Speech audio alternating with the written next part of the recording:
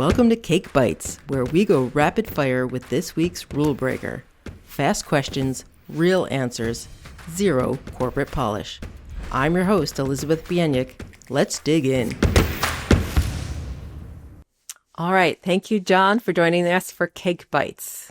Let's start it off with, what's a common myth you'd like to debunk, or one thing you wish everyone understood about your line of work?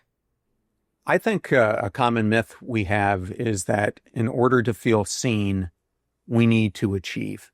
And it's a myth that I would love to bust because I think it's at the root of why so many people today feel lonely, hopeless, depressed, burned out in their career because they're trying to be something they're not. And what I would really love to see more people do is fall back on their authentic selves and use the superpowers that they were given for good in the world. Nice. What is one completely unrelated thing you do outside of work that you think makes you better at your job? Something that I went into pushing and screaming not to do was improv.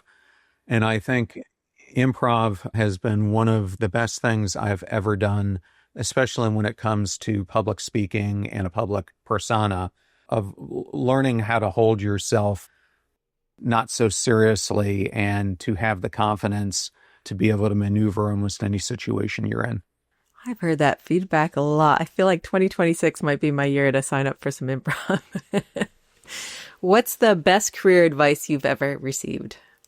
Man, this is a good one. One of my early bosses was a CIO named Jay Skibinski, and at the time, I was with this global company. We had presence in almost 50 countries, and I had, outside of the CIO role, the largest position in IT. I was the SVP of Systems and Solutions, and he took me out of that role and put me into the SVP of Strategy. So I went from leading all these people, all these systems, to having a team of like 2 or 3, and I was really upset at the time, but he told me, don't ever measure your impact by the size of your organization or the people that you're leading. You have to look at your impact by the actual impact that you can make on the organization. And he said, this is where I needed the top person because we needed a completely new strategy and a new way of approaching the business. And that's something that I've really taken on how I measure impact going forward.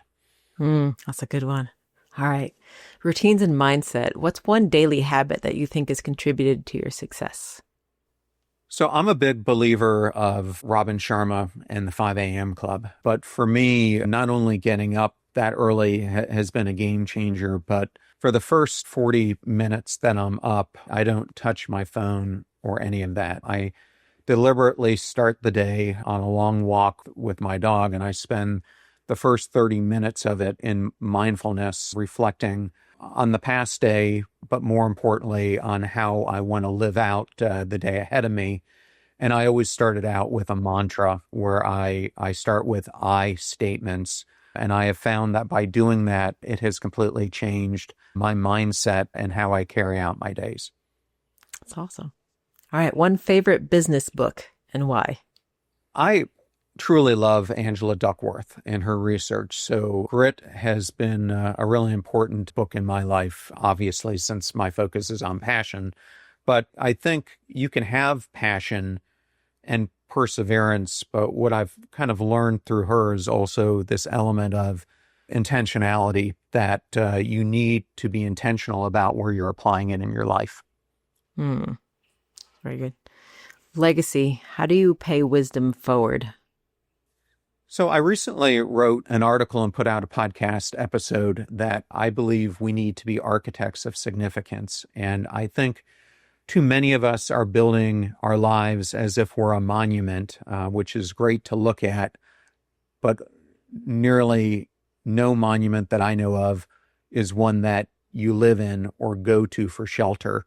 And instead, I think people need to build their lives more in the function of a house that they're living in. So moving from an architecture of success, which is the monument, to an architecture of significance, which is building the house and the foundation that generations beyond you will see. And this is Cake on Tuesday, so our last question has to be, please tell us, what is your favorite kind of cake? Man, I love cake. I will just go with pineapple upside down cake. Ooh, I haven't had that one on the show yet. That's a good one. All right. Thank you so much, John, for joining us for Cake Bites. Elizabeth, thank you so much for having me. Thanks for joining another Cake on Tuesday celebration of beautiful disruption. Please share it, review it, and find more innovative stories at podcast.cakeontuesday.com. I'm Elizabeth Bienyik. Be bold, stay curious. Now go have some cake.